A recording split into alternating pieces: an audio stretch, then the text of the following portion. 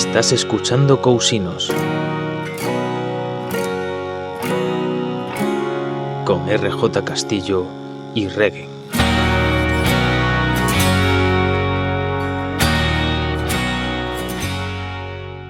Hola y bienvenido a Cousinos en un nuevo programa en el que esta vez vamos a hablar de cine.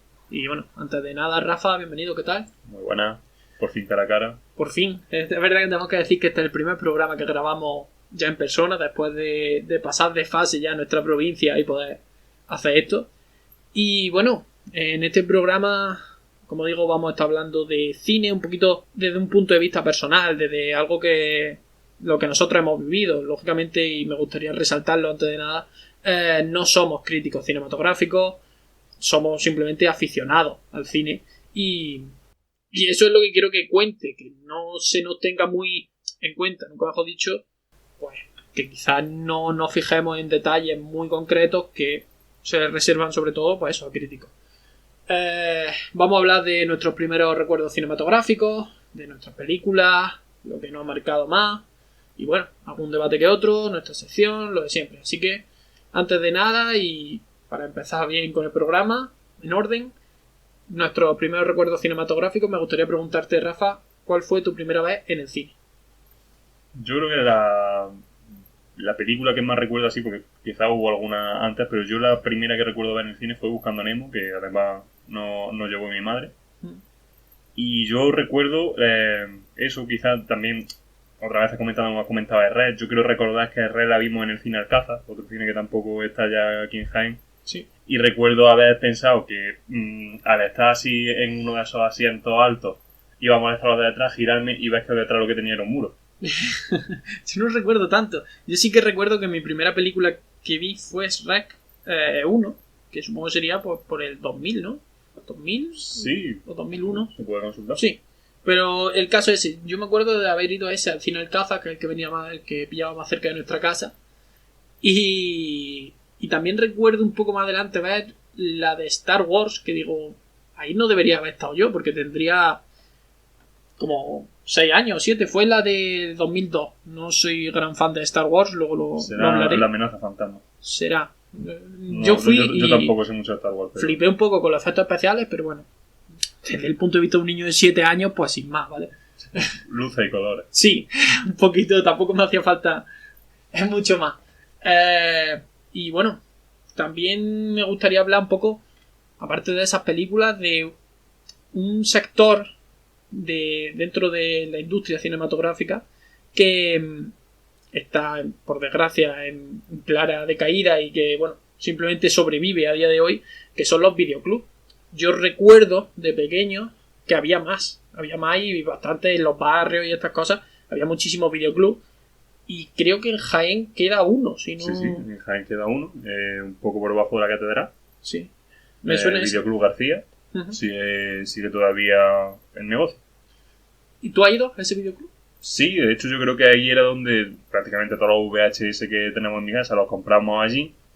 Y ya de última, pues ya más esto, pues sí he ido alguna vez a preguntar por películas y demás. La última película que recuerdo haber comprado allí fue Los Miserables, en DVD. Eso te iba a preguntar, ¿se pueden comprar películas en los videoclubs o solo alquilar? Sí, se pueden comprar. Vale, es decir, tienen unas separadas para alquiler y otras pues para venta. Sí, yo tengo que decir que no he ido apenas a videoclub, la verdad, no me pillo ya en esa etapa, pero sí fui un par de veces porque con unos amigos nos juntábamos cada fin de semana para ver una saga de películas durante unas cuantas semanas que se llamaba Camino Sangriento, que era una película de estas slasher de matanza, sangre, teta, lo típico. Sí. Lo típico que a los chavales de 13 años, pues a tope con ello. La amenaza Hillbilly. Sí, un poquito así. Y recuerdo eso de haber ido y haberlo alquilado, simplemente, y poco más, de verdad. Y siempre que paso por ahí por delante del videoclub digo, y sí entro, pero no sé, yo me siento como que no soy ciudadano de esa época, por así decirlo. Como que yo no tengo interiorizado el videoclub y no creo que aunque me esforzase podría, pues eso, meterme en ese mundillo, por así decirlo. Pero sí que creo y yo creo que estarás de acuerdo conmigo, que es un bien necesario y que es algo que tiene que permanecer dentro de una ciudad. Sí, bueno, yo también es que a mí me gusta muchísimo tener las películas en físico, es decir, Por ejemplo, hace relativamente poco el Oscar a Mejor Película fue Parásito. Conforme vi que salió en Blu-ray, la compré. Bueno, y eso te iba a preguntar. Yo la verdad es que no tengo películas apenas en físico. No recuerdo, vamos, tengo DVD de cuando el DVD estaba en alza. Y hace muchísimo que no compro una película. ¿Cómo son de caras las películas de Blu-ray? O sea, ¿son rentables para...? Por ejemplo, quiero un ejemplo que acaba de poner, por ejemplo, Parásito. La has visto. ¿Te sale rentable pagar por tenerla en físico? Sí, la verdad es que yo, de hecho, esa cuando vi que estaba a 15 euros fue como descarado. Porque luego en DVD, por ejemplo, estaba a 12, creo. Vamos, yo creo recordar que sí, que me costó 15 euros. Está bastante bien. Los Blu-ray por regla general suelen tener extras y tal. Esto simplemente es un poco el making of, pero es decir, una película que ha ganado el Oscar a Mejor Película por 15 euros con la calidad de vídeo que tiene un Blu-ray, claro, está bastante bien. Hombre, yo supongo que eso también te lo dejará un poco a tus películas favoritas, ¿no? Un poco... Sí. A ver, tampoco tengo muchas, que a lo mejor parecía como que tengo una gran colección, pero poco a poco voy teniendo. Entre las que me regalan, las que yo me compro, por ejemplo, luego hablaré en la sección, yo me compré La Ladrona de Libros en un sitio de segunda mano. La tengo en Blu-ray, se ve genial, pero me costó como 3 euros. Sí. Eso también es otra de las cosas que hay que mirar. Es decir, si tú quieres tener películas en físico con esa calidad de vídeo que tienen, a lo mejor hay ciertas plataformas que no tienen esa calidad de vídeo, tú tienes tu Blu-ray, puede ser que lo encuentres en sitios de segunda mano o que ya haya pasado tiempo en sitios que sean nuevos, pero que ha pasado tiempo desde que se estrenó y dices, la tiene a 5 euros. Está muy bien por un Blu-ray. De hecho, me viene genial lo que has dicho, porque me gustaría también recordar a quien nos esté escuchando que, bueno, hace tiempo ya no abrimos un Twitter, ¿no? Cuando subimos el segundo programa. Se llama, bueno, @cousinospodcast. Y hoy, domingo, estaríamos poniendo el último tweet sobre esta semana en la que, ahora que ya se han abierto la mayoría de comercios, pequeños comercios y, bueno, establecimientos en general, sí que nos hemos comprometido, por así decirlo, a subir cada día, alternando un objeto o un artículo o algo que hayamos comprado en un pequeño comercio y contando su historia. Entonces, hoy es el último día de esta semana y, bueno, también un poco animaros a que nos sigáis en Twitter porque... Y que compartan también lo que ellos han comprado. Si tienen alguna historia interesante, también mola saber ese tipo de cosas. Totalmente, eso estaría genial, la verdad. Y así también sabemos de otras ciudades donde haya comercios pequeños que tengan esa pequeña historia. Claro. La idea es esa, que, bueno, al fin y al cabo las grandes empresas van a tener dinero para mantenerse, pero después de la crisis económica, entre otras cosas que hemos pasado, el pequeño comercio pues necesita de nuestra ayuda. Pero bueno, volviendo un poquito al tema, ya hemos hablado un poquito de los primeros recuerdos cinematográficos, de nuestras primeras veces en el cine, y sí que me gustaría preguntarte ahora lo típico, la pregunta más clara del cine. ¿Cuál es tu película favorita? Si tienes una. Es que ese es el problema, que yo quizá no, y eso ya lo comentábamos, que depende del día que me preguntes te puedo decir una. Pues, sí. Por ejemplo, a ver, Parásito me encantó, fue una de las mejores películas que yo he tenido en el cine. La última vez que me preguntaste te dije La Forma del Agua, porque realmente fue una película que a mí me marcó mucho, quizá también por el día que fui a verla o lo que sea, pero que a mí esa película me sorprendió bastante. Hacía muchísimo tiempo que no me lo pasaba así de bien en el cine.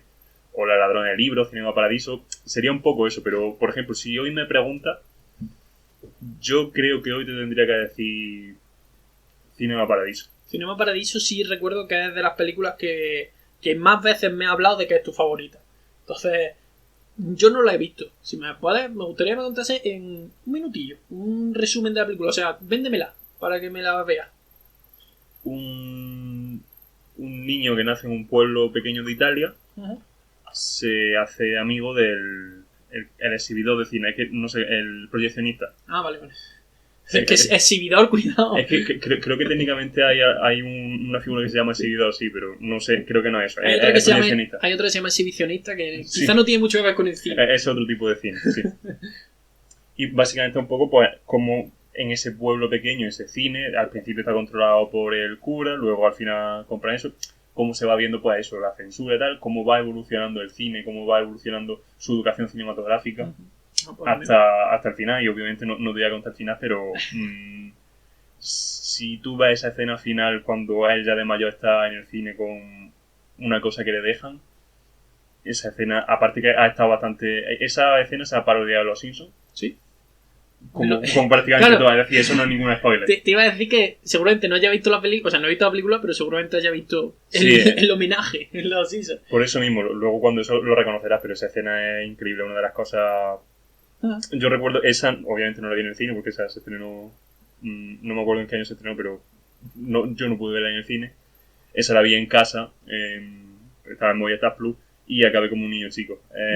Te devuelve a la infancia. Sí. Es como devolverte a la infancia de los inicios de tu cine. Pues sí. Yo soy un poco más... No sé si diría típico, porque Cinema Paradiso la verdad es que es bastante Sí, conocida no, dentro tropical. del ámbito. Pero la mía, como la de mucha gente, es el show de Truman, que supongo que lo habrás visto. Sí. Yo me la he visto muchas veces, me encantó. Grandioso. Desde el principio me encantó, porque yo además había visto a Jim Carrey pues haciendo de Jim Carrey, haciendo sus papeles, pues eso, de muecas, de gestos, de risa, que me río también, pero bueno, no era un poco mi humorista, por así decirlo, favorito. Pero es que me rompió esa película, porque me pilló en un momento, hace ya muchos años que la vi, y me pilló en un momento que dije, joder, esto me ha cambiado mi manera de pensar. Yo te lo juro que durante un tiempo digo, ¿y si soy yo como Truman? Y todo el mundo alrededor, ¿sabes? Es una película, bueno, no sé si tiene un Oscar. ¿Tú qué tienes más? ¿Tienes? Creo que ganó el Oscar a mejor guión, pero vamos, la ventaja que tenemos de... Bueno, mientras Internet. tanto, mientras lo buscas, pues voy contando un poquito, por si alguien no la ha visto. Pues bueno, trata de la vida de Truman, ¿no? De un señor que con su mujer, con su hijo, que lleva viviendo una vida normal, apacible y típica de cualquier adulto blanco Típica y americano. tópica. Sí.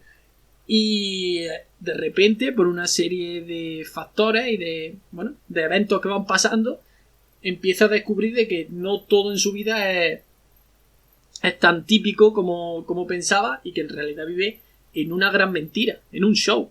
Estuvo nominado a 3 Oscars, pero no se llevó ninguno. Pues debería. ¿En qué año fue? 98, el Oscar del 99, 98. Sí. Yo recuerdo verla, no cuando salió, pero quizás la vi en 2005, 2006. Y bueno, la recomiendo por supuesto a todo el mundo, porque además es una película muy, muy ligera. No, o sea, te va enterando en todo momento de la trama, no tiene... Sí, pero también tiene muchísimo pozo. Es decir, no es una película sesuda de que tengas que ver con libreta, pero sí que es verdad que te va a hacer reflexionar. Sí, yo tengo esa sensación de que tú la ves una vez y te gusta, y la ves 2 veces y descubres cosas. Y vas viendo Totalmente. esos detalles. Bueno, dentro de esta sección de películas que vamos a hablar ahora, esta la hemos llamado peli favorita, no nos hemos roto los sesos para descubrirlo, y ahora le hemos llamado a la siguiente algún placer culpable. Es decir, una peli que la crítica la calificó mal, la vapuleó, pero a nosotros nos gusta. Entonces me gustaría preguntarte cuál es tu placer culpable. A mí me gustó muchísimo Héctor y el secreto de la felicidad. No la he visto. No es tampoco una película muy, muy conocida, simplemente es que yo la vi rastreando a Simon Pegg, que es el protagonista, es un actor al que adoro. De hecho, de él recomiendo mucho la trilogía del Corneto, que son 3 películas que dirigió Edward Wright, junto con... Él es el protagonista junto con Nick Frost, y son así comedias británicas muy, muy buenas. Y precisamente a la sombra de esto, fui buscando más películas de ese actor y encontré esto y el secreto de la felicidad, que al parecer está basado en un libro de autoayuda, que yo creo que por eso fue tan popular por la crítica, entre otras cosas, porque quizá el guión puede parecer un poco ramplón, un poquito... Como en busca de la felicidad, quizás. Sí, básicamente eso, es un psicólogo que tiene una anedonia brutal, no consigue sentirse feliz y tal, y viaja por el mundo intentando encontrar cuál es esa fórmula de la felicidad. Y le van pasando cosas y tal. Y quizá es eso, que la gente parece como que mensajes tan positivos y tal, pero yo no creo que sea positivo sin pozo. Es decir, no es Paulo Coelhista. O por lo menos yo extraje más enseñanza de esa búsqueda, porque no es vas a ser feliz porque lo deseas, sino vas a ser feliz porque lo estás buscando, estás intentando entender eso. Y eso es lo que a mí me transmitió. Y aunque la crítica la vapuleó, de hecho no he visto una nota superior al 3 en prácticamente ningún lado, a mí me encantó. Y aún a día de hoy, sí, la he vuelto a ver unas cuantas veces, y aún a día de hoy hay ciertos momentos donde me emociona. Sí, total. Yo bueno, ya supongo que veréis durante el programa que nuestros gustos en el cine en realidad son un poco distintos, también porque él tiene mucha más cultura cinematográfica que yo, siendo los dos aficionados, yo veo el cine muy de vez en cuando y, bueno, muy típico. Entonces, una película... Hay muchas películas que me gustan y que han sido vapuleadas por la crítica. Me gustaría sacar dos, que voy a explicar muy rápidamente. Una saga y una película, ¿vale? Dentro de la película diría Ted, la de Seth MacFarlane, que, bueno, es una película que a mí me hace mucha risa, porque es que Seth MacFarlane me hace mucha gracia su humor. O sea, dentro de... Es obsceno, es humor negro, es muy vasto, pero me hace reír, y es de esa risa que es incontrolable, que no... que te tienes que aguantar, pero es que no me puedo aguantar. Y lógicamente una película pues muy simple, con un humor muy zafio, y que la crítica... Tampoco lo creo yo así. Es decir, esta sí la he visto. Sí. Y, es decir, tiene momentos de humor zafio, obviamente, porque es eso, pero también tiene momentos de ese humor absurdo que a mí me encanta, que no te ves venir. Como, Sí, por sí, ejemplo, sí, es el mejor. el primer chiste de la película. No te lo ves venir de ningún lado. Sí, sí, Yo estaba en el cine viendo esa película, que además fui a verla con mi familia. Craso error. Básicamente, lo que viene justo después de nada es más poderoso que el amor de un niño. Ese chiste no te lo ves venir de ningún lado. Vale, sí, No lo cuentes. es un poco estúpido. No lo cuentes. Lo que es la forma de hacerlo está genial. Es Sí, decir, sí. no te lo esperas. A mí sí me parece que tiene una reflexión sobre el humor, o por lo menos Seth MacFarlane es más allá de caca culo pedo pi. Sí, sí. Aunque haya total. tirado mucho de eso. Quiero decir, se podría hacer una comparativa. O sea, Seth MacFarlane hizo, por ejemplo, Padre de Familia. American Dad, ¿está también? O Sí, creo que American Dad American también. Dad también. Bueno, pues si habéis visto Padre de Familia o American Dad, pues sabéis a qué tipo de humor nos referimos. Pero quizás no lo saca tanto en esta película como, por ejemplo... Más que como, por ejemplo, diría que Deadpool, ¿vale? Vamos a irnos un poquito a Deadpool, el humor de Deadpool mezclado con Padre de Familia. Es lo que quiero decir. Un poquito esa mezcla de una crítica social así, no muy escondida, un humor zafio, pues eso. Una mezcla que yo la recomiendo, vais a echar un buen rato, os vais a reír. Tiene parte 2 además, así que la podéis ver. Y bueno, simplemente también en la saga, muy rápidamente, iba a decir que una saga que me gusta a mí mucho, porque me pilló cuando era pequeño y la he seguido desde entonces, es Fast and Furious, que lógicamente pues para la crítica no es cine muy intelectual, ¿vale? Son carreras, es acción, es pelea, es drama, pero no sé, tiene ese componente de ser entretenida, que yo es lo que busco en las películas, igual que en algún otro programa hemos hablado. Yo no necesito que cierto tipo de cultura siempre me dé un cambio de vida. Es decir, igual que el show de Truman me cambió la forma de pensar, no quiero que todas las películas sean el show de Truman. También quiero pasármelo bien, ver 2 horas de película, entretenerme un rato y seguir a otra cosa. Y eso Fast and Furious lo consigue. Y no me voy a alargar más y vamos a pasar a la tercera y última parte de estas películas, que se llama En contra del mundo. Un poco al revés de lo que venimos diciendo. Una peli que es aclamada por la crítica y que a nosotros no nos gusta. Así que... A mí me gustaría que empezaras tú, porque ya que has hablado de una saga que sí te gusta, Sí. y lo que tienes preparado un poco... Esto puede ser un poco... no sé, con controversia. Puede tener controversia, pero bueno, al fin y al cabo son opiniones, ¿vale? Yo respeto enormemente porque además es que son buenas sagas y yo no digo que no, pero las sagas adolescentes de los 2000 no me gustan. O sea, no me llaman. No es que no me gusten, sino que no me interesa. Y me explico. Aquí voy a sacar 2.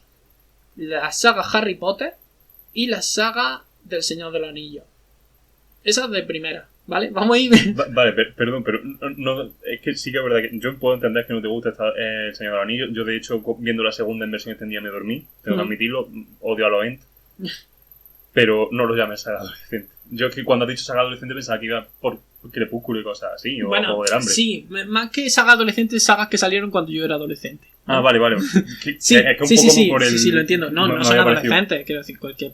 Yo creo que no tiene el público mayoritario no es adolescente. No, pero sí que es verdad que Harry Potter sí podría encajar Sí. un poquito más en eso, pero El Señor del Anillo sí que es una cosa que un poco la gente llevaba años esperando. Sí.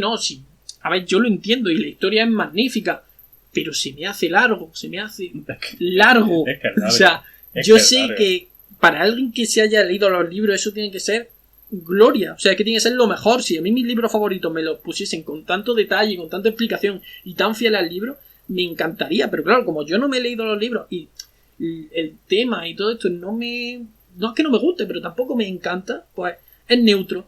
Entonces, también pues por eso, pues porque la crítica sí lo ha puesto altísimo y a la gente le encanta. Entonces, no es que la odie, no es que no me guste, simplemente me es neutra. Y con Harry Potter me pasa lo mismo. Yo Harry Potter sí he visto las 4 primeras películas cuando salieron y luego pues me desenganché porque ya no era mi momento. Ya, o sea, quiero decir, tenía la edad de Harry Potter conforme iban saliendo las películas y Harry Potter de última ya es un adulto. Y sí que entiendo que a un adulto le puede gustar, y perfectamente, lógicamente. O sea, a un adulto le puede gustar poco yo, ¿vale? No pasa nada.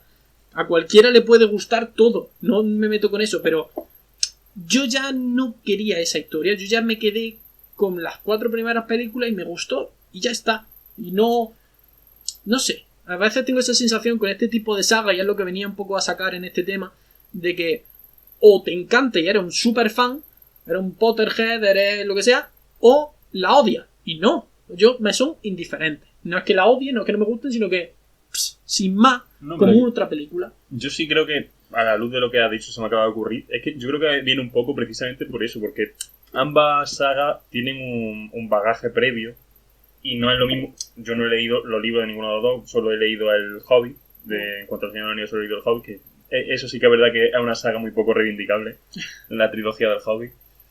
Que básicamente el Señor de los Anillos es una saga donde Peter Jackson demuestra su amor por Tolkien, y El Hobbit es donde Peter Jackson demuestra su amor por el dinero.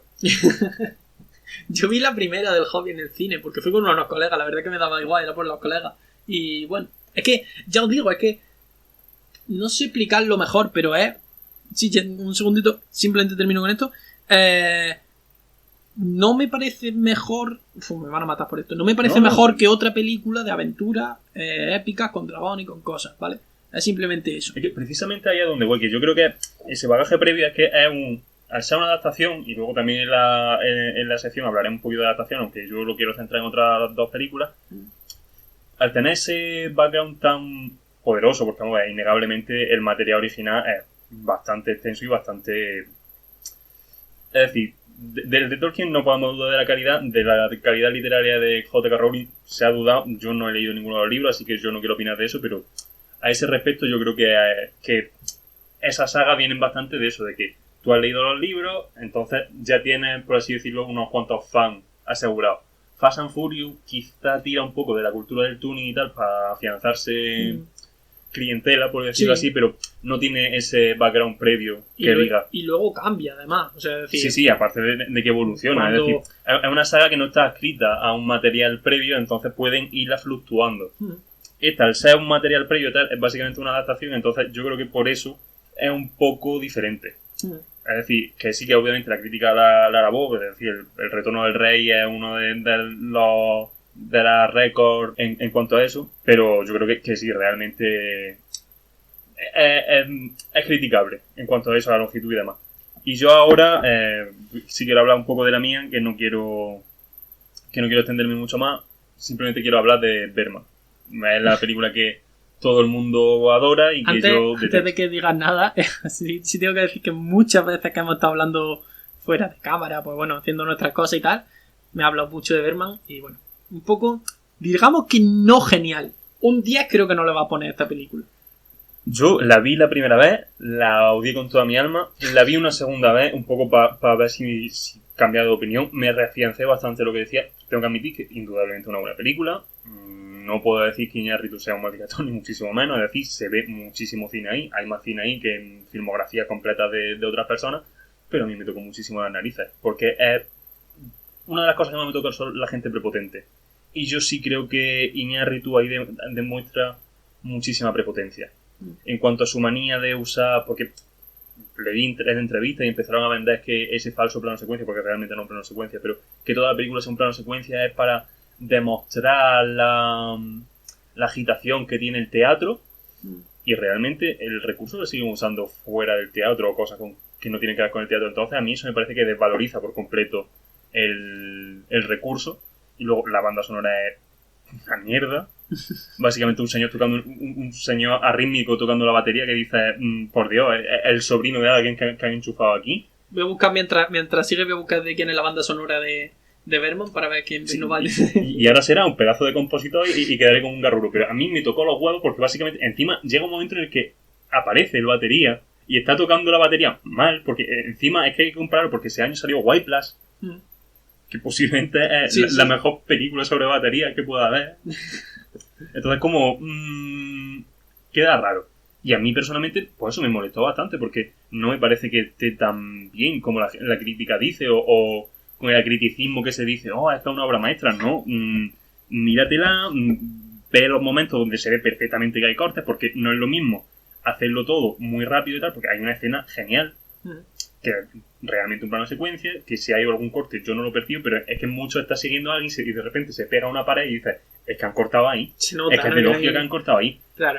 Queda como demasiado zafio, por lo menos a mí me parece como demasiado zafio. Que hay que mirarlo desde un punto de vista crítico, es lo que te refieres, ¿no? No Sí, desde un punto de vista de me va a gustar, sino voy a ver... No desde un punto de vista de, es que un falso plano secuencia, o hay un plano secuencia y me lo trago sin mirar no, simplemente si te gusta, enhorabuena. A lo mejor hay un fallo mío que a mí no me guste, o por lo menos conmigo no conecto de esa forma.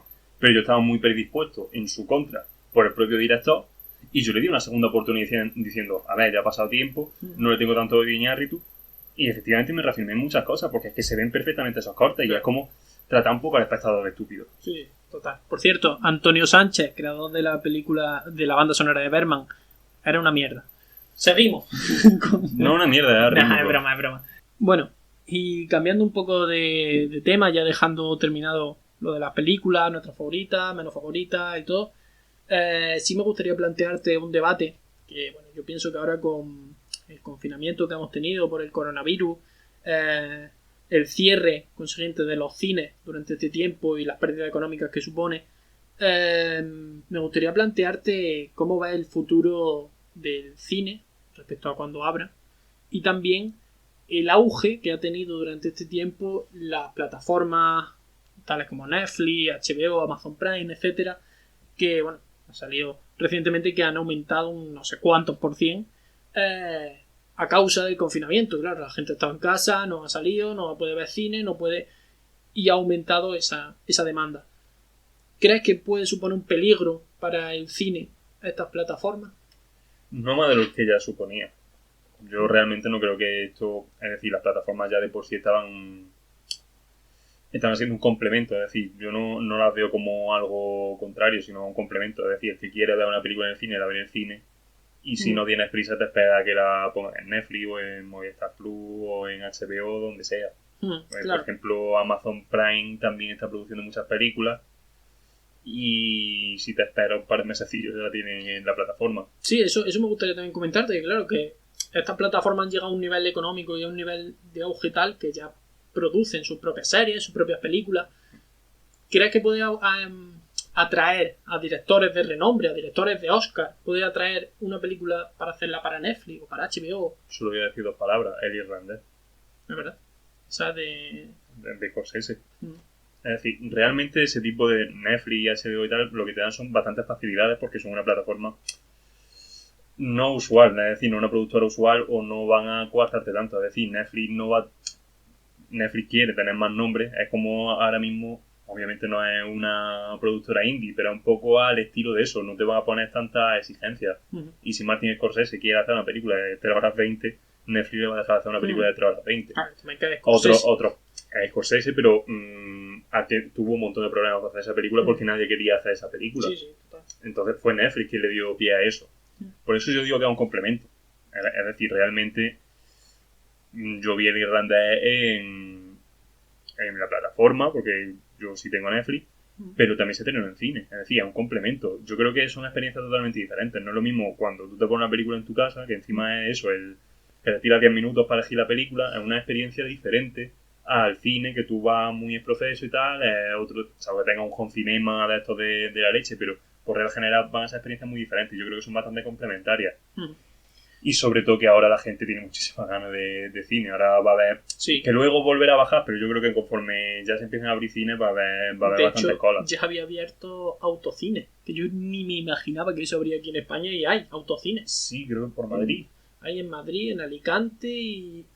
no sé si en Bilbao, era en algún sitio del norte. Sí, dos o tres había, pero... Bilbao no es un sitio para autocine, como es un descapotable. No, yo, respecto al tema, sí que pienso que el cine, ir al cine me refiero, es una experiencia distinta. Yo no voy al cine para cualquier película que me pueda interesar, sino para una película que quiero disfrutar. Yo la última vez que fui al cine fue a ver 1917, que me encantó y pienso que uno de los encantos de esa película es verla en el cine. Sí, sí. Entonces, es lo que dices. Puede ser que tenga un home cinema de la hostia y que tenga un pedazo de tele, pero no es lo mismo. No tiene ese... No voy a tirar de la carta del encanto ni nada de eso, pero no tiene esa calidad técnica, esa calidad de sonido, de imagen. También depende del cine, porque Sí. hay cine y cine. No, pero... Y también hay otra cosa, es que, vamos a ver, todo tiene sus pros y sus contras. Mm. Tú en tu casa no vas a tener a un señor delante que te tape media pantalla. Mm. No vas a tener a gente hablando, vamos, salvo que... Sí, bueno. Es decir, en principio es más complicado que tengas ese tipo de molestias. Son cosas totalmente diferentes. Tú en tu casa no tienes tu máquina de hacer palomitas o ese tipo de cosas. Son Claro. otro tipo de experiencias. También te digo una cosa, a mí ver cine en casa me provoca que me distraiga más, porque cojo el móvil. Yo, por ejemplo, en cine no puedo coger el móvil. Y en casa sí, quizás, si en un momento no está muy interesante o no está muy animado, pues me miro Twitter mientras, ¿sabes? Y eso, pues, al fin y al cabo pierdes. Yo, cuando voy al cine, veo la película como la tengo que ver entera y me como, entre comillas, todos los recursos técnicos y todo, pues me va a gustar más. O sea, me va a gustar siempre más en el cine que en casa porque estoy más atento y veo lo que el director me quiere enseñar en realidad, no solo los diálogos o la acción.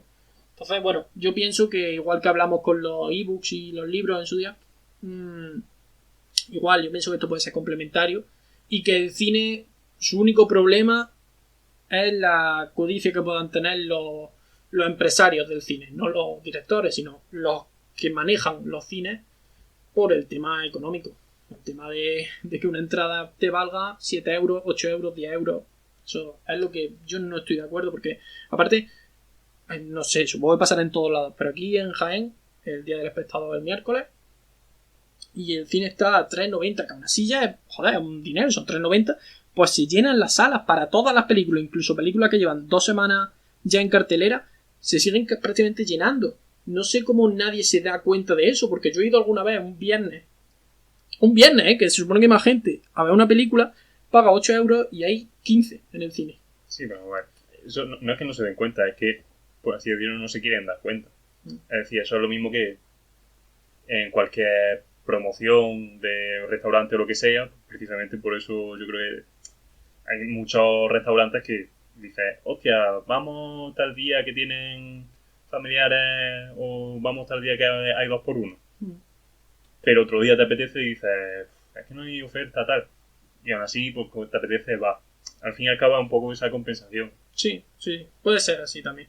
Bueno, me gustaría también que nos dejaseis en los comentarios qué opináis, tanto de esto como igual que hemos dicho, de las películas, de vuestra primera vez en el cine, los De videoclubs. Berman. Claro, de Berman, de Antonio Sánchez. Y bueno, yo creo que ya terminando por el programa, pasamos ahora a la sección.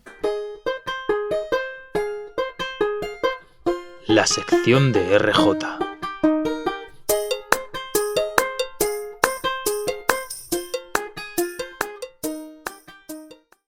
Bueno, pues la sección de RJ en este caso, Rafa, te toca a ti esta sección. Y bueno, yo estoy como vosotros, espectador. Cuéntame, ¿qué nos traes?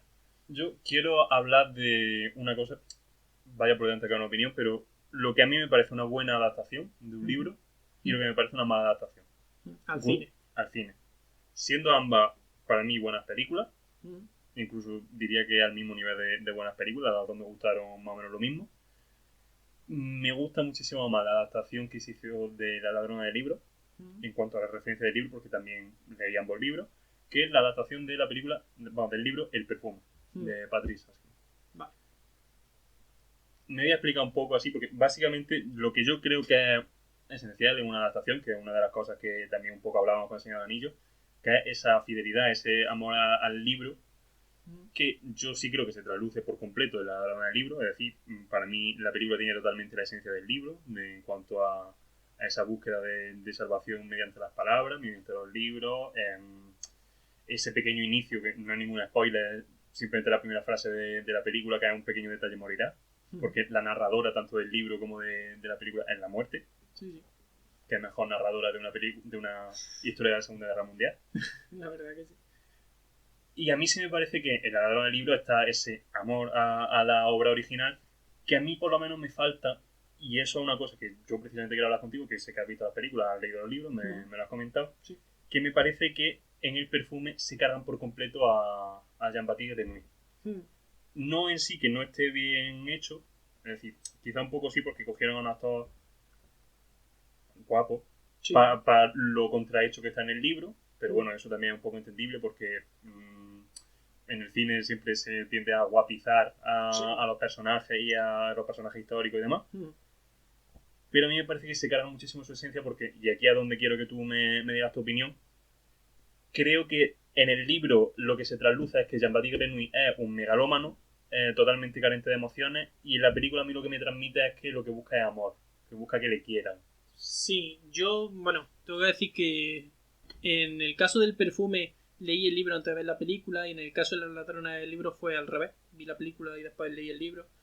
Y sí que coincido contigo en el que el perfume me encantó, o sea, el libro es una maravilla y me lo leí. Yo no soy de leer rápido, ¿vale? No sé si lo comenté en el programa de literatura, pero yo no me leo un libro en 2 días. ¿Por qué no? Porque es que me gusta disfrutarlo y con calma y tranquilamente. Pero ese sí, se me lo leí en una tarde y media. Porque me encantó, me atrapó desde el principio. Y sí es verdad que esa sensación no la tuve con la película. No. Era una buena adaptación, es lo que dices tú, a mí me convenció. Pero sí es verdad que el trasfondo, el leitmotiv de la película no parece el mismo. No parece el mismo Jean-Baptiste. Por eso digo que a mí como película, a nivel fotográfico, me parece que tiene una iluminación genial, las interpretaciones están muy bien, sale Alan Rickman, uno de sus papeles menos conocidos, pero también lo hace muy bien porque Alan Rickman creo que no podría haber hecho nada mal. Sí. Es un actor increíble. Pero sí que es verdad que me parece que eso, que la esencia del personaje queda un poco, porque también es una cosa que omiten del libro, no voy a explicarla, pero la parte de la cueva. Sí. Esa parte es importante. El que haya leído el libro lo sabrá. Básicamente dice bastante de eso, de su. Que lo que quiere es. Él se cree mejor que cualquier otra persona. Y quiere estar aislado de esa gente y simplemente lo que quiere es dominarlo. A mí la película lo que me trasluce es que busca cariño, que busca ese tipo de cosas. Por eso me parece una mala adaptación. Y a raíz de esto, pues, quiero hablar de eso, de lo que es una buena y una mala adaptación desde mi punto de vista, que es que respete la esencia de la obra original. Sí. Porque puede ser un libro, puede ser un videojuego, que eso también yo creo que también tiene otra. El cine de videojuegos tiene para un programa entero, porque eso es increíble. Y con muchos pitiditos, porque puede ser que salgan bastante insultos. O sea, Street Fighter, increíble. Mortal Kombat. Creo que hay una película de Tekken incluso, ya entrando en lo de. No lo sé. No sé. Bueno, el caso, habrá que buscar. Bueno, eso lo dejamos de ese, pero que el respeto a la obra original yo creo que es esencial cuando hace una película. Y eso es lo que yo sí creo que tienen las dos sagas de las que tú has hablado antes, por lo menos del Señor de los Anillos me consta. Sí. De Harry Potter he hablado con gente que me dice que a lo mejor en la última película faltaban bastantes partes y que eran importantes, porque creo que hay como una batalla de elfos domésticos o no sé qué. No lo sé. No y tampoco quiero hacer spoilers, pero al parecer en el último libro hay algo así.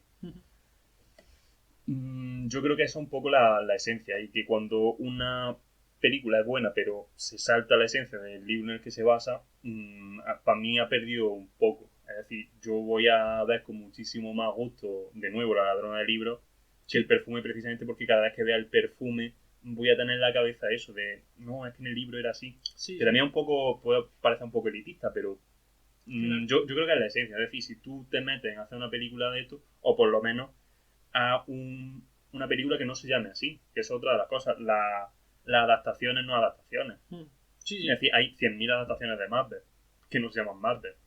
Claro. O, por ejemplo, creo que el Trono de Hierro de Kurosawa es Marvel. Esa la vi y básicamente es Marvel. El argumento suele ser muy. El Rey León es Hamlet. Y no se llama Hamlet. Es decir, te da más pie a ese tipo de libertades. Si tú coges el libro, El perfume, pones basado en la novela del perfume y le llamas El perfume, la gente espera que sea un perfume.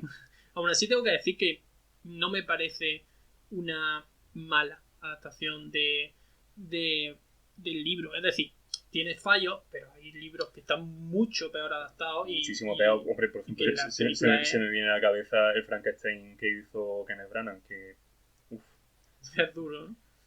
Es que tú lees el libro y dices, ha cogido a Víctor Frankenstein He dicho, voy a hacer todo lo contrario. Voy a hacer este personaje que es tímido y tal, no, yo voy a ser un chulo puta. Sí. Básicamente hace un Víctor Frankenstein que es un chulo puta. Un día podríamos hacer sobre... Sobre Kenneth Branagh tengo muchas cosas malas que decir de ese Voy a hombre. decir sobre el tema de Frankenstein, Drácula, bueno, todo ese tipo de... Yo es que de esa mítica solo he leído uno, pero bueno, eso ya iremos preparárselo. viendo. Yo lo que iba a decir también sobre el tema de la ladrona de libros es que, como he explicado, vi la película antes de leer el libro y eso me condicionó a que la película me gustó mucho.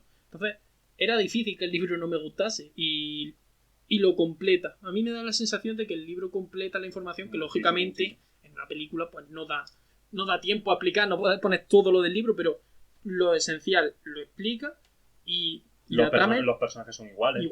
Y la sensación cuando acaba la película es la misma que cuando acaba el libro. Me da esa sensación. Además, lo chulo es que ya te puedes imaginar los personajes tal cual son en la película. Pero es curioso porque yo leí el libro antes, pero mi Hans Huberman era muy parecido al de la película. En cambio, Rosa Huberman no. Rosa Huberman yo tenía en la cabeza a alguien más parecido a Edna Moda, la de Lo Increíble, pero está muy bien el casting también. Por eso digo que por eso me parece una buena adaptación, porque mantienen la esencia, cogen actores que realmente te los crees y lo hacen muy bien. Y eso obviamente quita cosas, pero las cosas que quitan son incidentales, no esenciales. Bueno, yo creo que con esto queda una buena sección. Recomendamos, por supuesto, La ladrona de libros, sobre todo. El perfume también. El libro sobre todo. O sea, yo creo que el libro es... Y la película es buena. Simplemente quiero que la gente pues se forme su propia opinión y también me digan, porque a lo mejor es una cosa que a mí me trasluce. A mí gente me ha dicho que no trasluce eso de la película, que ellos sí entienden lo mismo del libro. Y quizás es una impresión mía, pero quizás es que yo le doy más importancia a lo de la cueva y eso es lo que me falta. Pero claro, a mí me gustaría saber la opinión de la gente. Sí. Pues perfecto, dejadnos en comentarios todo lo que queráis sobre el programa. Muchas gracias por escucharnos. Somos Cousinos y hasta pronto. Hasta luego.